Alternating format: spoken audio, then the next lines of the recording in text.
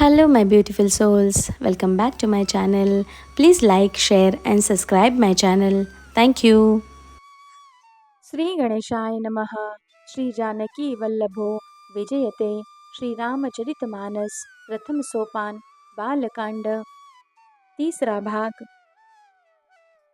सती जी ने श्री रघुनाथ जी के प्रभाव को समझकर डर के मारे शिव जी से छिपाव किया और कहा, हे स्वामी, मैंने कुछ भी परीक्षा नहीं ली। वहां जाकर आपकी ही तरह प्रणाम किया। अपने को जो कहा वह झूठ नहीं हो सकता। मेरे मन में यह बड़ा पूरा विश्वास है। तब शिवजी ने ध्यान करके देखा और सती जी ने तो चरित्र किया था, सब जान लिया।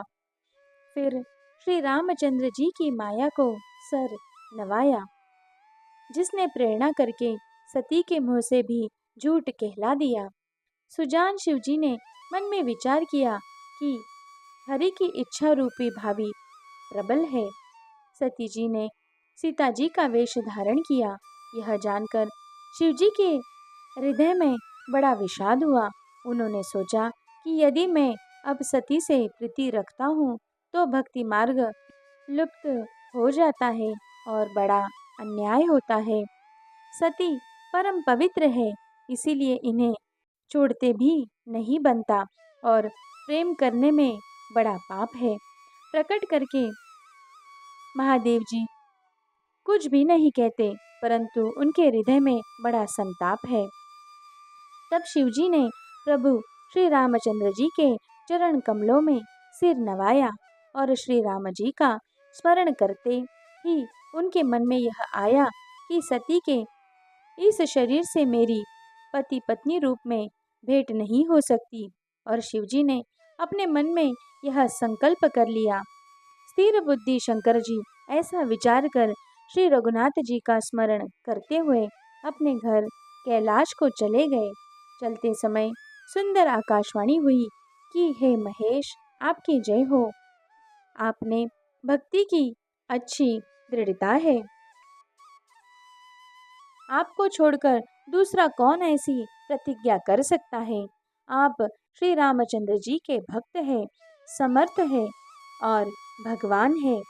इस आकाशवाणी को सुनकर सती जी के मन में चिंता हुई और उन्होंने सकुचाते हुए शिव जी से पूछा, हे कृपालु, कहिए आप कौन सी प्रतिज्ञा की है। हे प्रभो, आप सत्य के धाम और दीन दयालु है। यद्यपि सती जी ने बहुत प्रकार से पूछा, परंतु त्रिपुरारी शिवजी ने कुछ न कहा। सती जी ने हृदय में अनुमान किया कि सर्वज्ञ शिवजी सब जान गए। मैंने शिवजी से कपट किया। स्त्री स्वभाव से ही मूर्ख और बेसमझ होती है। रीति की सुंदर रीति देखिए कि जल भी यानी दूध के साथ मिलकर दूध के समान भाव बिकता है, परंतु फिर कपट रूपी खटाई पड़ते ही पानी अलग हो जाता है, यानी दूध फट जाता है और स्वाद प्रेम जाता रहता है। अपनी करनी को याद करके सती जी के हृदय में इतना सोच है और अपनी अपार चिंता है कि जिसका वर्णन नहीं किया जा सकता। उन्होंने समझ लिया कि शिवजी कृपा के परम अथाह सागर है। इससे प्रकट में उन्होंने मेरा अपराध नहीं कहा। शिवजी का रुख देखकर सती जी ने जान लिया कि स्वामी ने मेरा त्याग कर दिया है और वे हृदय में व्याकुल हो उठी। अपना पाप समझकर कुछ कहते ही नहीं बनता, परंतु हृदय में भीतर ही भीतर कुम्हार के औवे के समान अत्यंत जलने लगा। वृषकेतु शिवजी ने सती को चिंतायुक्त जानकर उन्हें सुख देने के लिए सुंदर कथाएं कही। इस प्रकार मार्ग में विविध प्रकार के इतिहासों को कहते हुए विश्वनाथ कैलाश जा पहुँचे। वहां फिर शिवजी अपनी प्रतिज्ञा को याद करके बेड़ के पेड़ के नीचे पद्मासन लगाकर बैठ गए। शिवजी ने अपना स्वाभाविक रूप संभाला। उनकी अखंड और अपार समाधि लग गई। तब सती जी कैलाश पर रहने लगी। उनके मन में बड़ा दुख था। इस रहस्य को कोई कुछ भी नहीं जानता था। उनका एक एक दिन युग के समान बीत रहा था। सती जी के हृदय में नित्य नया और भारी सोच हो रहा था कि मैं इस दुख समुद्र के पार कब जाऊंगी। मैंने जो श्री रघुनाथ जी का अपमान किया और फिर पति के वचनों को झूठ जाना, उसका फल विधाता ने मुझे दिया। जो उचित था वही किया, परंतु हे विधाता, अब तुझे यह उचित नहीं है जो शंकर से विमुख होने पर भी मुझे जिला रहा है। सती जी के हृदय में ग्लानि कुछ कही नहीं जाती। बुद्धिमती सती जी ने मन में श्री रामचंद्र जी का स्मरण किया और कहा, हे प्रभु, यदि आप दीन दयालु कहलाते हैं और वेदों में आपका यह यश गाया है कि आप दुखों को हरने वाले हैं, तो मैं हाथ जोड़कर विनती करती हूँ कि मेरी यह देह जल्दी छूट जाए। यदि मेरा शिवजी के चरणों में प्रेम है और मेरा यह प्रेम का व्रत मन, वचन और कर्म आचरण से सत्य है, तो है सर्वदर्शी प्रभो, सुनिए और शीघ्र वह उपाय कीजिए जिससे मेरा मरण हो और बिना ही परिश्रम यह पति परित्याग रूपी असह्य विपत्ति दूर हो जाए। दक्ष सुता सती जी इस प्रकार बहुत दुखित थी। उनको इतना दारुण दुख था कि जिसका वर्णन नहीं किया जा सकता। 27,000 वर्ष बीत जाने पर अविनाशी शिवजी ने समाधि खोली। शिवजी राम नाम का स्मरण करने लगे। तब सती जी ने जाना कि अब जगत के स्वामी शिवजी जागे। उन्होंने जाकर शिवजी के चरणों में प्रणाम किया। शिवजी ने उनको बैठने के लिए सामने आसन दिया। शिवजी भगवत श्री हरि की रसमयी कथाएं कहने लगे। उसी समय दक्ष प्रजापति हुए। ब्रह्मा जी ने सब प्रकार से योग्य देख समझकर दक्ष को प्रजापतियों का नायक बना दिया। जब दक्ष ने इतना बड़ा अधिकार पाया, तब उनके हृदय में अत्यंत अभिमान आ गया। जगत में ऐसा कोई पैदा हुआ जिसको प्रभुता पाकर मद न हो। दक्ष ने सब मुनियों को बुला लिया और वे बड़ा यज्ञ करने लगे। जो देवता यज्ञ का भाग पाते हैं, दक्ष ने उन सबको आदर सहित निमंत्रण किया। दक्ष का निमंत्रण पाकर किन्नर, नाग, सिद्ध, गंधर्व और सब देवता अपनी अपनी स्त्रियों सहित चले। ब्रह्मा, विष्णु और महादेव जी को छोड़कर सभी देवता अपना अपना विमान सजाकर चले। सती जी ने देखा अनेकों प्रकार के सुंदर विमान आकाश में चले जा रहे हैं। देव सुंदरियां मधुर गान कर रही है, जिन्हें सुनकर मुनियों का ध्यान छूट जाता है। सती जी ने विमान में देवताओं के जाने का कारण पूछा। तब शिवजी ने सब बातें बतलाई। पिता के यज्ञ की बात सुनकर सती कुछ प्रसन्न हुई और सोचने लगी कि यदि महादेव जी मुझे आज्ञा दे तो इसी बहाने कुछ दिन पिता के घर जाकर आऊंगी, क्योंकि उनके हृदय में पति द्वारा त्यागी जाने का बड़ा भारी दुख था। पर अपना अपराध समझकर वे कुछ न कहती थी। आखिर सती जी भय, संकोच और प्रेम रस में सनी हुई मनोहर वाणी से बोली, हे प्रभु, मेरे पिता के घर बहुत बड़ा उत्सव है। यदि आपकी आज्ञा हो तो हे कृपा धाम, मैं आदर सहित उसने देखने जाऊं। शिवजी ने कहा, तुमने बात तो अच्छी कही, यह मेरे मन को भी पसंद आई, पर उन्होंने न्योता नहीं भेजा, यह अनुचित है। दक्ष ने अपनी सब लड़कियों को बुलाया है, किंतु हमारे वैर के कारण उन्होंने तुमको भी भुला दिया। एक बार ब्रह्मा की सभा में हमसे अप्रसन्न हो गए थे, उसी से वे अब भी हमारा अपमान करते हैं। हे भवानी, जो तुम बिना बुलाए जाओगी तो न शील स्नेह ही रहेगा और न मान मर्यादा ही रहेगी। यद्यपि इसमें संदेह नहीं कि मित्र, स्वामी, पिता और गुरु के घर बिना बुलाए भी जाना चाहिए, तो भी जहाँ कोई विरोध मानता हो, उसके घर जाने से कल्याण नहीं होता। शिवजी ने बहुत प्रकार से समझाया, पर होनहारवश सती के हृदय में बोध नहीं हुआ। फिर शिवजी ने कहा कि यदि बिना बुलाए जाओगी तो हमारी समझ में अच्छी बात नहीं होगी। शिवजी ने बहुत प्रकार से कहकर देख लिया, किंतु जब सती किसी प्रकार भी नहीं रुकी, तब त्रिपुरारी महादेव जी ने अपने मुख्य गणों को साथ देकर उनको विदा कर दिया। भवानी जब पिता दक्ष के घर पहुंची, तब दक्ष के डर के मारे किसी ने उनकी अभावगत नहीं की। केवल एक माता भले ही आदर से मिली, बहनें बहुत मुस्कुराती हुई मिली। दक्ष ने तो उनकी कुछ कुशाल तक नहीं पूछी। सती जी को देखकर उल्टे उनके सारे अंग जल उठे।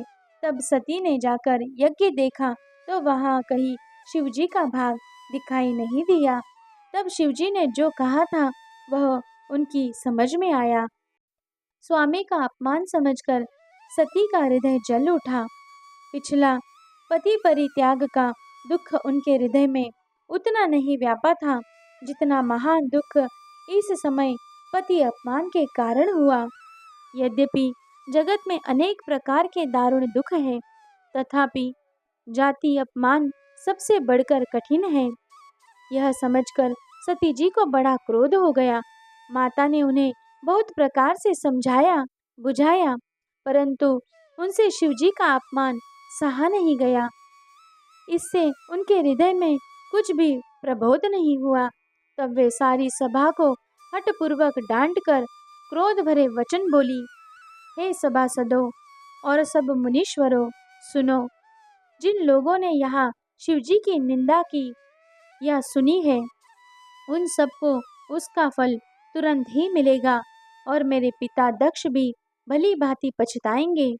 जहाँ संत शिवजी और लक्ष्मीपति श्री हरि विष्णु भगवान की निंदा सुनी जाए, वहाँ ऐसी मर्यादा है कि यदि अपना वश चले तो उस निंदा करने वाले की जीभ काट ले, नहीं तो कान मुंद कर वहाँ से भाग जाए। त्रिपुर दैत्यों को मारने वाले भगवान महेश्वर संपूर्ण जगत की आत्मा है। वे जगत पिता और सबका हित करने वाले हैं।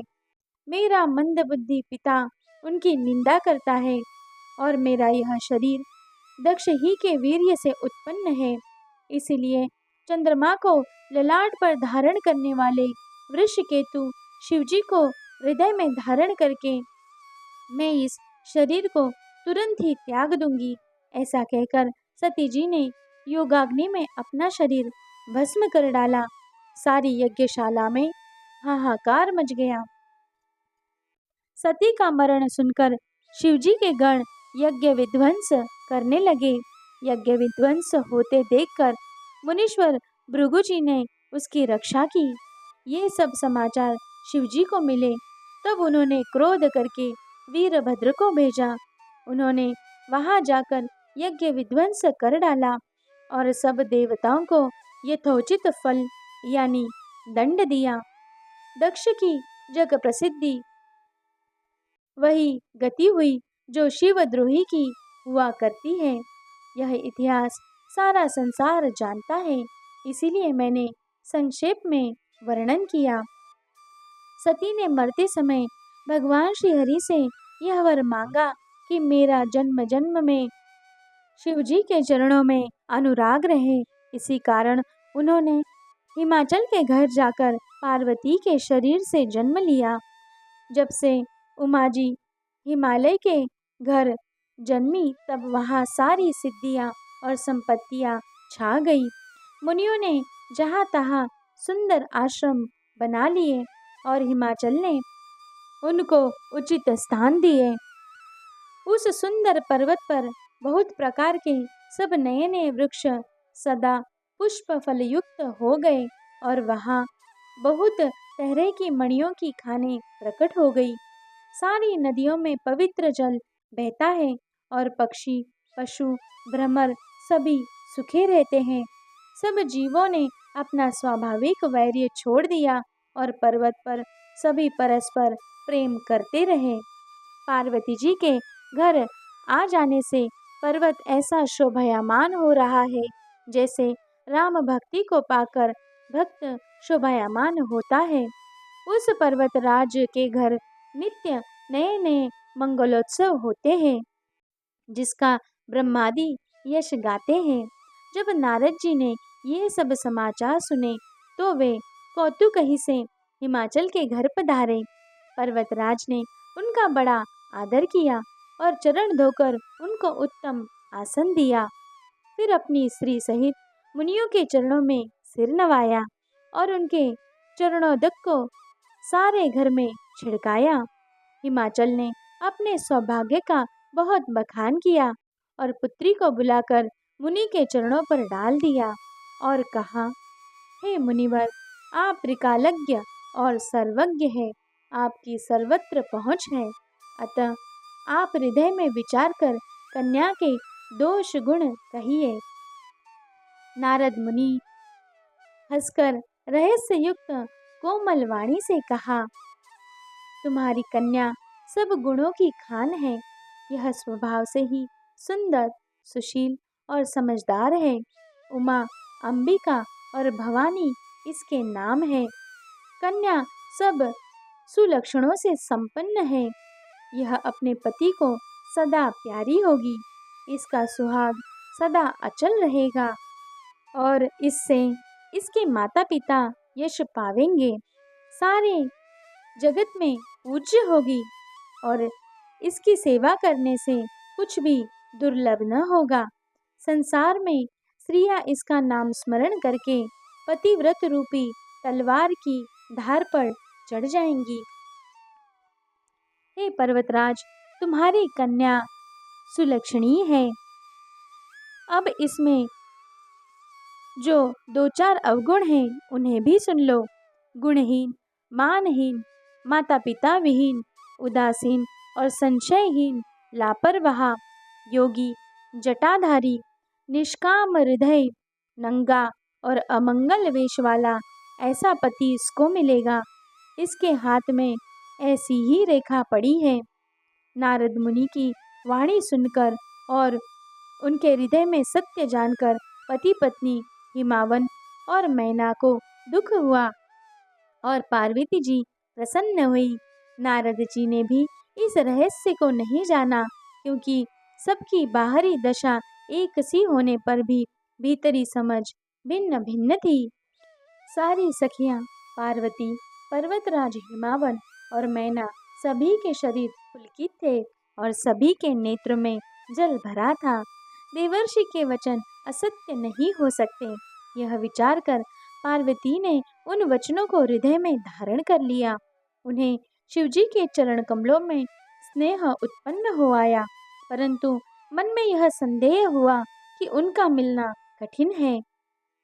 अवसर ठीक न जानकर उमा ने अपने प्रेम को छिपा लिया और फिर वे सखी की गोद में जाकर बैठ गई। देवर्षि की वाणी झूठी न होगी ऐसा विचार कर हिमवान, मैना और सारी चतुर सखियां चिंता करने लगी। फिर हृदय में धीरज धरकर पर्वतराज ने कहा, हे नाथ, कहिए अब क्या उपाय किया जाए। मुनीश्वर ने कहा, हे हिमवान, सुनो, विधाता ने ललाट पर जो कुछ लिख दिया है उसको देवता, दानव, मनुष्य, नाग और मुनि कोई भी नहीं मिटा सकते। तो भी एक उपाय मैं बताता हूँ, यदि देव सहायता करे तो वह सिद्ध हो सकता है। उमा को वर तो निसंदेह वैसा ही मिलेगा जैसा मैंने तुम्हारे सामने वर्णन किया है, परंतु मैंने वर के जो जो दोष बतलाए हैं, मेरे अनुमान से वे सभी शिवजी में हैं। यदि शिवजी के साथ विवाह हो जाए तो दोषों की भी सब लोग गुणों के समान ही कहेंगे। जैसे श्री विष्णु भगवान शेषनाग की शैया पर सोते हैं तो भी पंडित लोग उनको कोई दोष नहीं लगाते। सूर्य और अग्निदेव अच्छे बुरे सभी रसों का भक्षण करते हैं, परंतु उनको कोई बुरा नहीं कहता। गंगा जी में शुभ और अशुभ सभी जल बहता है, परंतु कोई उन्हें अपवित्र नहीं कहता। सूर्य, अग्नि और गंगा जी की भांति समर्थ को कुछ दोष नहीं देता। यदि मूर्ख मनुष्य ज्ञान के अभिमान से इस प्रकार होड़ करते हैं तो वे कल्प भर के लिए नरक में पड़ते हैं। भला कहीं जीव भी ईश्वर के समान सर्वथा स्वतंत्र हो सकता है? गंगाजल से भी बनाई हुई मदिरा को जानकर संत लोग कभी उनका पान नहीं करते, पर वही गंगा जी में मिल जाने पर जैसे पवित्र हो जाती है। ईश्वर और जीव में वैसा ही भेद है।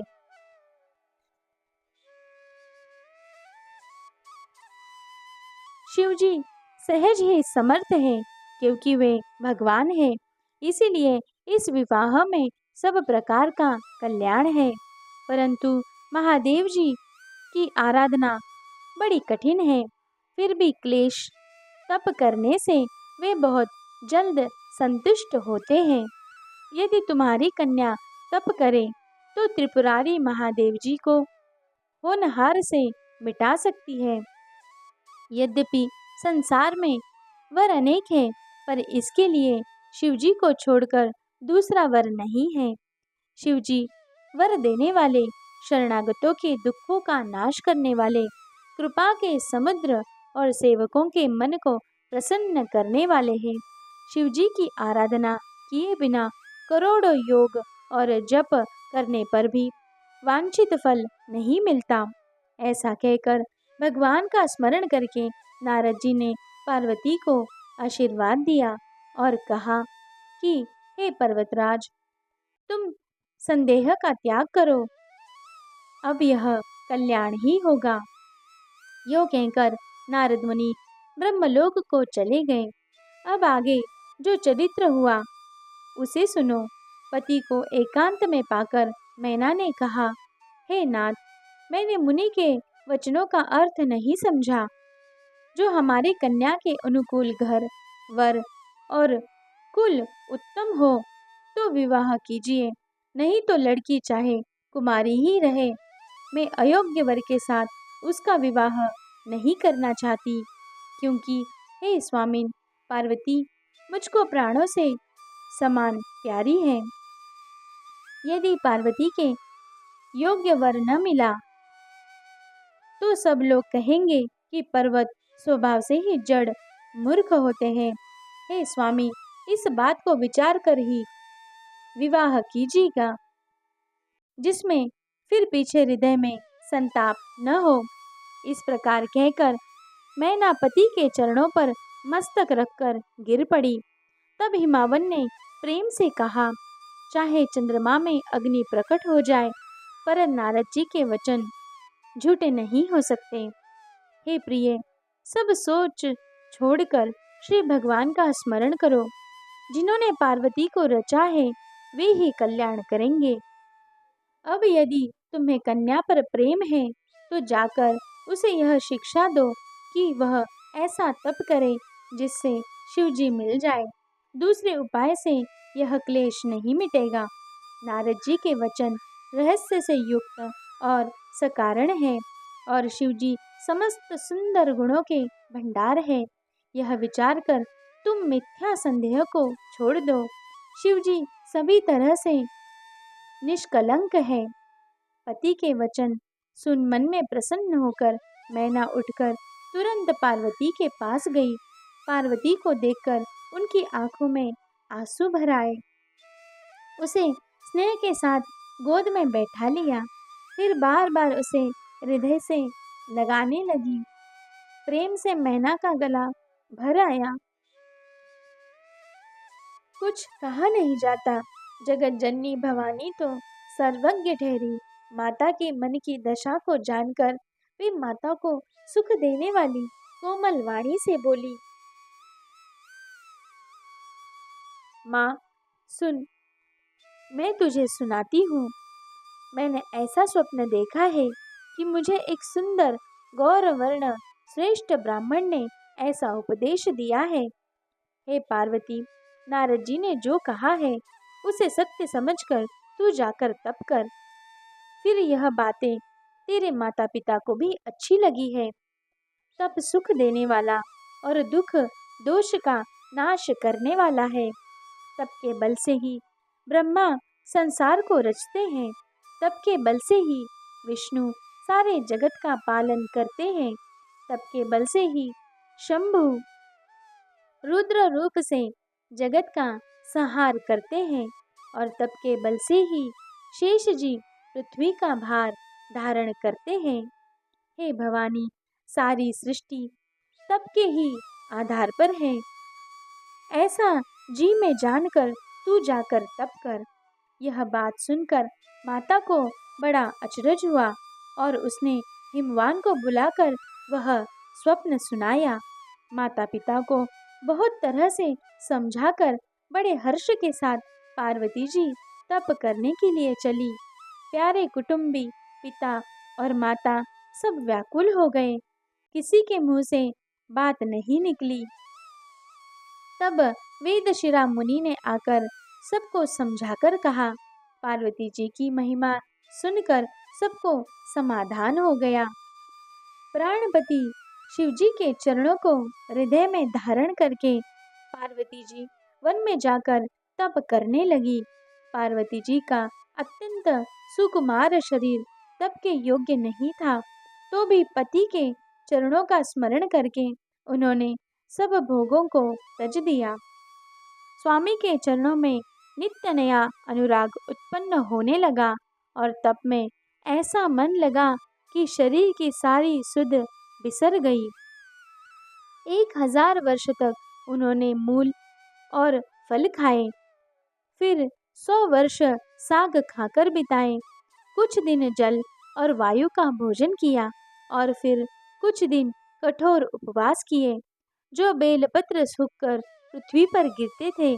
3000 वर्ष तक उन्हीं को खाया, फिर सूखे पर्ण पत्ते भी छोड़ दिए। तभी पार्वती का नाम अपर्णा हुआ। तब से उमा का शरीर क्षीण देखकर आकाश से गंभीर भविष्यवाणी हुई, ब्रह्मवाणी हुई।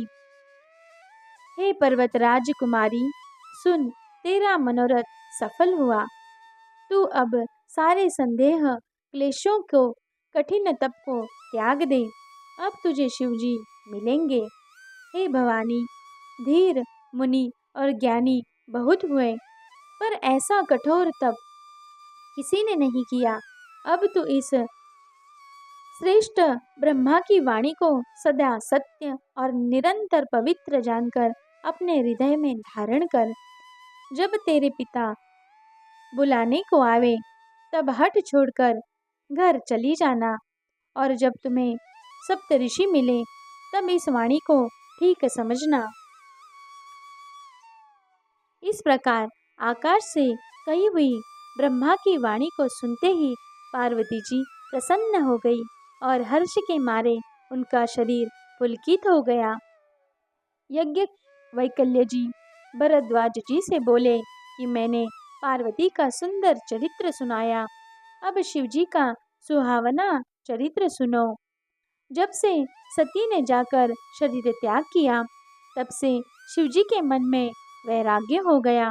वे सदा श्री रघुनाथ जी का नाम जपने लगे और जहाँ तहाँ श्री रामचंद्र जी के गुणों की कथाएं सुनने लगे।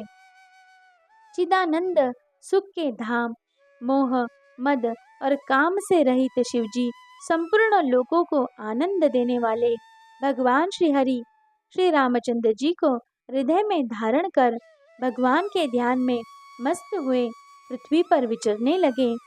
वे कहीं मुनियों को ज्ञान का उपदेश करते और कहीं श्री रामचंद्र जी के गुणों का वर्णन करते थे।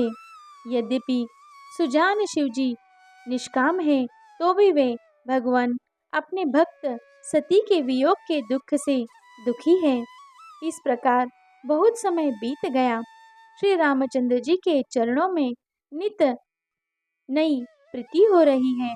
शिव जी के कठोर नियम, अनन्य प्रेम और उनके हृदय में भक्ति की अटल टेक को जब श्री रामचंद्र जी ने देखा, तब कृतज्ञ, उपकार मानने वाले, कृपालु, रूप और शील के भंडार, महान तेजपुंज भगवान श्री रामचंद्र जी प्रकट हुए।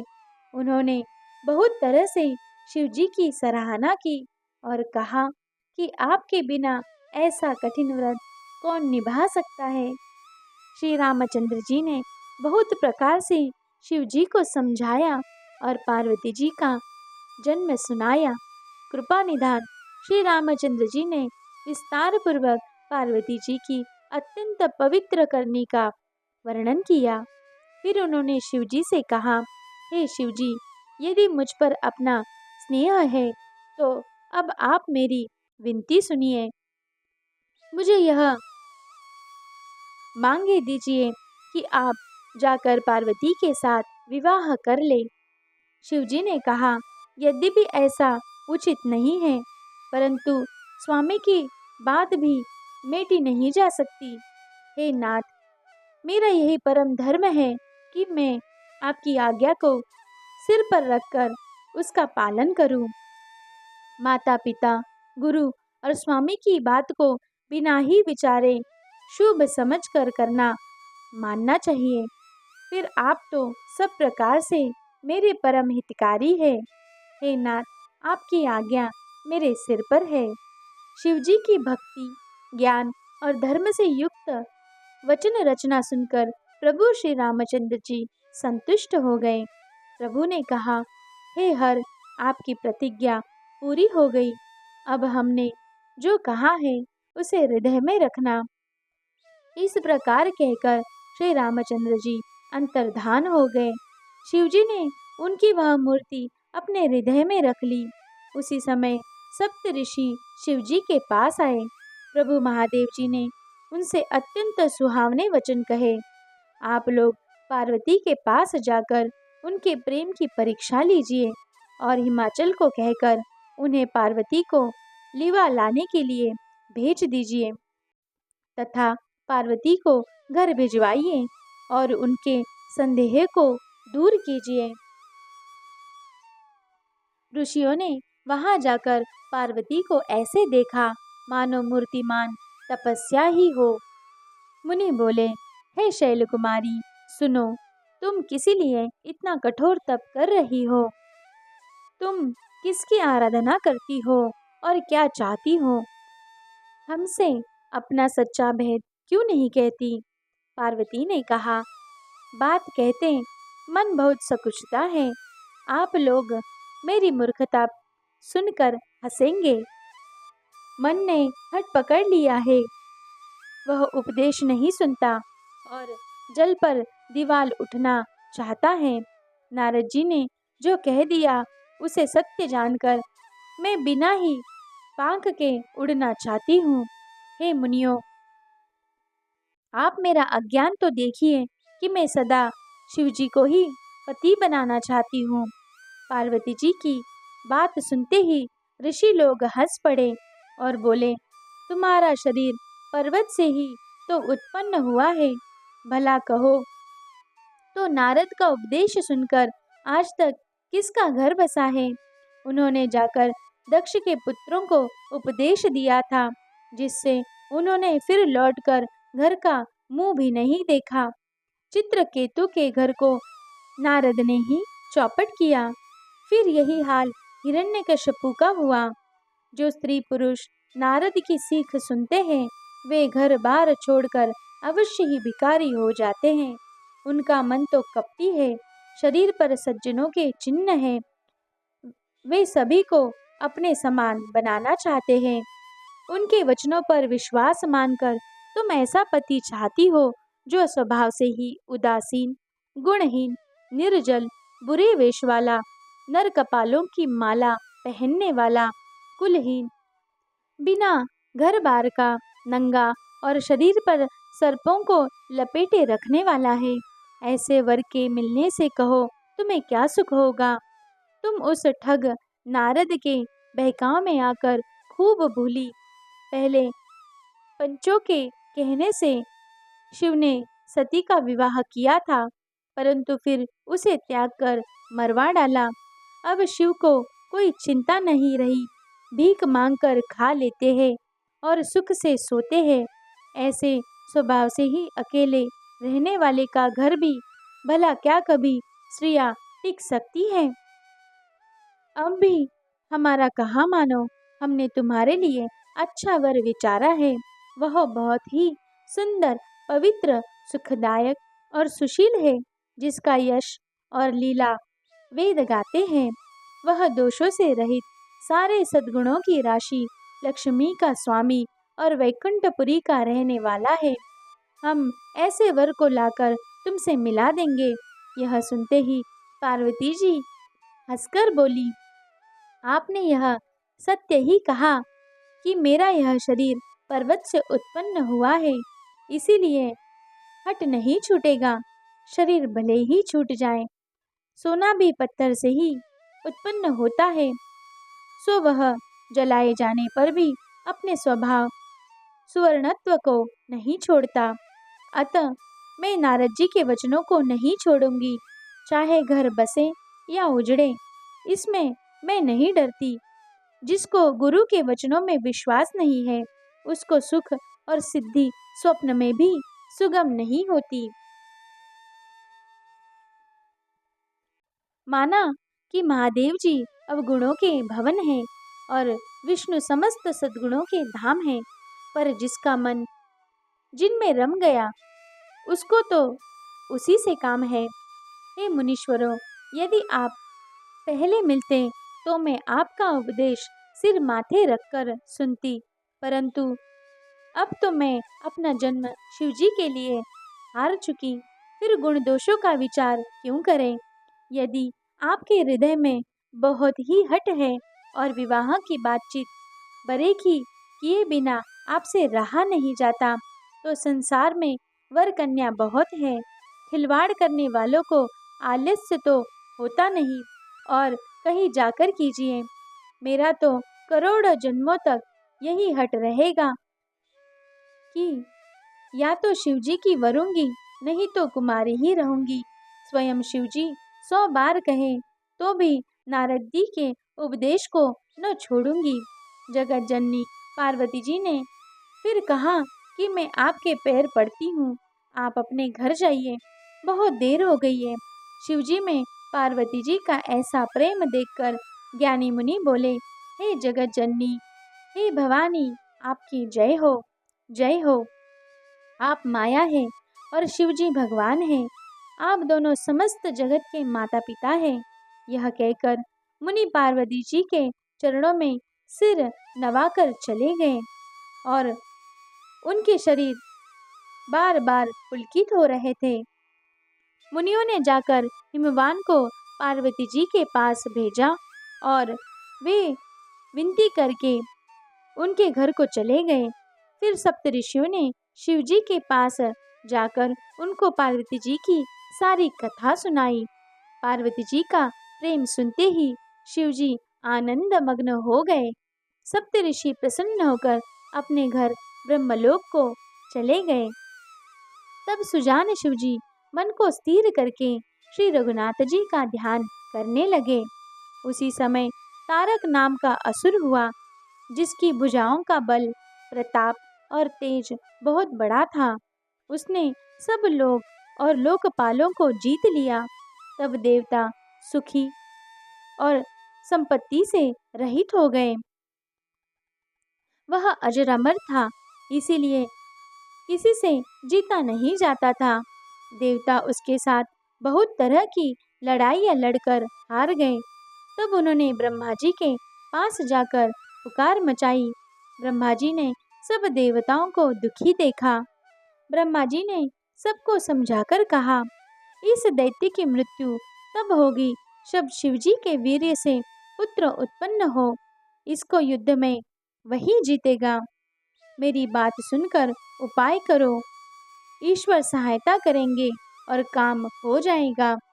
सती जी ने जो दक्ष के यज्ञ में देह का त्याग किया था, उन्होंने अब हिमाचल के घर जाकर जन्म लिया है। उन्होंने शिवजी को पति बनाने के लिए तप किया है। इधर शिवजी सब छोड़ छाड़ कर समाधि लगा बैठे हैं। यद्यपि है तो बड़े असमंजस की बात, तथापि मेरी एक बात सुनो। तुम जाकर कामदेव को शिवजी के पास भेजो। वह शिवजी के मन में क्षोभ उत्पन्न करे, उनकी समाधि भंग करे। तब हम जाकर शिवजी के चरणों में सिर रख देंगे और जबरदस्ती उन्हें राजी करके विवाह करा देंगे।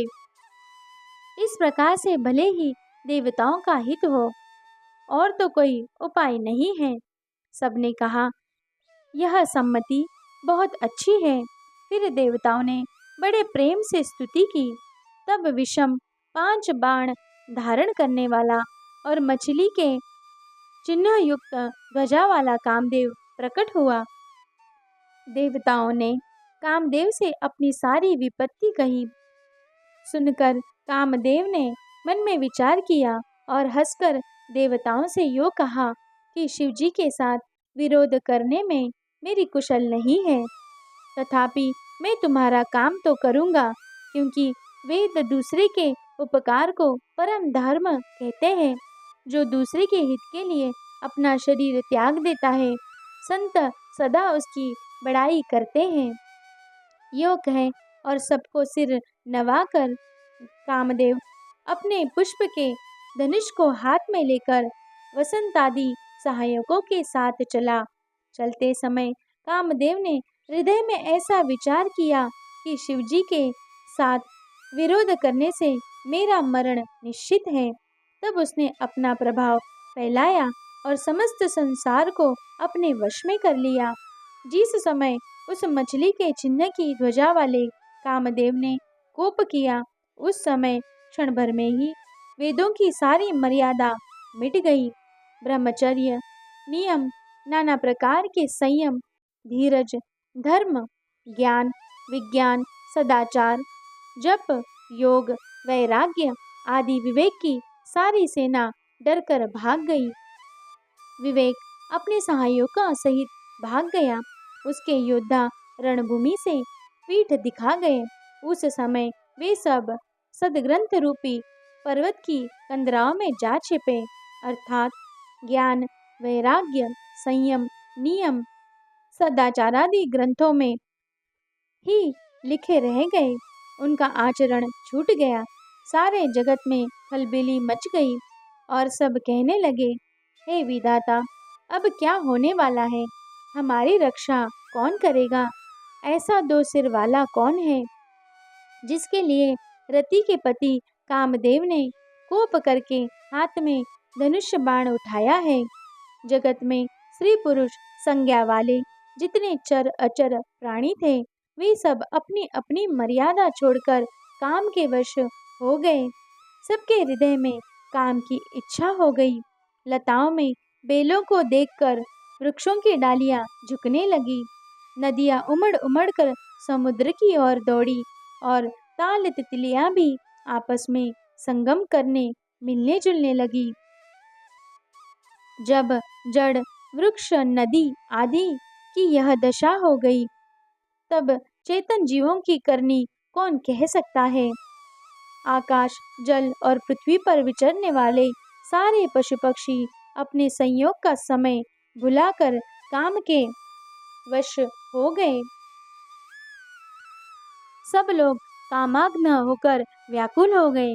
चकवा चकवी रात दिन नहीं दिखते। देव, दैत्य, मनुष्य, किन्नर, सर्प, प्रेत, पिशाच, भूत, बेताल, ये तो सदा ही काम के गुलाम हैं। यह समझकर मैंने इनकी दशा का वर्णन नहीं किया। सिद्ध, विरक्त, महामुनि और महान योगी भी काम के वश को होकर योग रहित या स्त्री के विरही हो गए। जब योगेश्वर और तपस्वी भी काम के वश में हो गए, तब पामर मनुष्य की कौन कहे? जो समस्त चराचर जगत को ब्रह्ममय देखते थे, वे अब उसे श्रीमय देखने लगे। स्त्रियां सारे संसार को पुरुषमय देखने लगी और पुरुष उसे श्रीमय देखने लगे। 2 घड़ी तक सारे ब्रह्मांड के अंदर कामदेव का रचा हुआ यह कौतुक तमाशा रहा। किसी ने भी हृदय में धैर्य नहीं धारण किया। कामदेव ने सबके मन हर लिए। श्री रघुनाथ जी ने जिनकी रक्षा की, केवल वे ही उस समय बचे रहे। 2 घड़ी तक ऐसा तमाशा हुआ जब तक कामदेव शिवजी के पास पहुंच गया। शिवजी को देखकर कामदेव डर गया। तब सारा संसार फिर जैसा तैसा स्थिर हो गया, परंतु ही सब जीव वैसे ही सुखी हो गए जैसे मतवाले, नशा पिए हुए लोग मद यानी नशा उतर जाने पर सुखी होते हैं। दुराधर्ष जिनको पराजित करना अत्यंत कठिन है और दुर्गम जिनका पार पाना कठिन है। भगवान संपूर्ण ऐश्वर्य, धर्म, यश, श्री, ज्ञान और वैराग्य रूप 6 ईश्वरीय गुणों से युक्त रुद्र महाभयंकर शिवजी को देखकर कामदेव भयभीत हो गया। लौट जाने में लज्जा मालूम होती है और कुछ करते कुछ बनता नहीं। आखिर मन में मरने का निश्चय करके उसने उपाय रचा, परंतु तुरंत ही सुंदर ऋतुराज वसंत को प्रकट किया।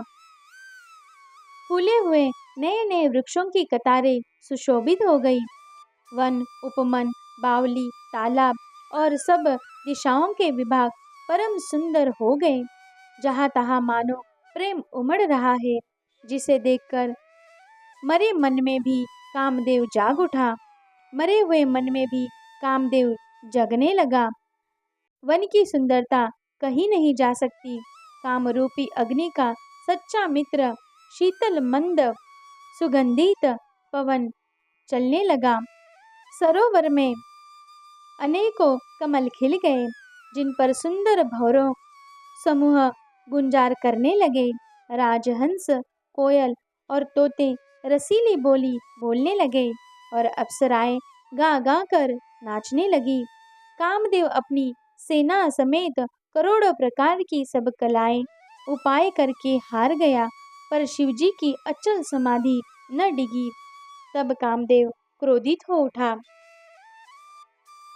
आम के वृक्ष की एक सुंदर डाली देखकर मन में क्रोध से भरा हुआ कामदेव उस पर चढ़ गया। उसने पुष्य धनुष पर अपने 5 बाण चढ़ाए और अत्यंत क्रोध से लक्ष्य की ओर ताक कर उन्हें कान तक तान लिया। कामदेव ने तीक्ष्ण 5 बाण छोड़े जो शिवजी के हृदय में लगे। तब उनकी समाधि टूट गई और वे जाग गए। ईश्वर यानी शिवजी के मन में बहुत क्षोभ हुआ। उन्होंने आंखें खोलकर सब ओर देखा। जब आम के पत्तों में छिपे हुए कामदेव को देखा तो उन्हें बड़ा क्रोध हुआ, जिससे तीनों लोग कांप उठे। तब शिवजी ने तीसरा नेत्र खोला। उनके देखते ही कामदेव जलकर भस्म हो गया। जगत में बड़ा हाहाकार मच गया। देवता डर गए, दैत्य सुखी हुए। भोग लोगी काम सुख को याद करके चिंता करने लगे और साधक योगी निष्कंटक हो गए। कामदेव की स्त्री रति अपने पति की यह दशा सुनते ही मूर्छित हो गई।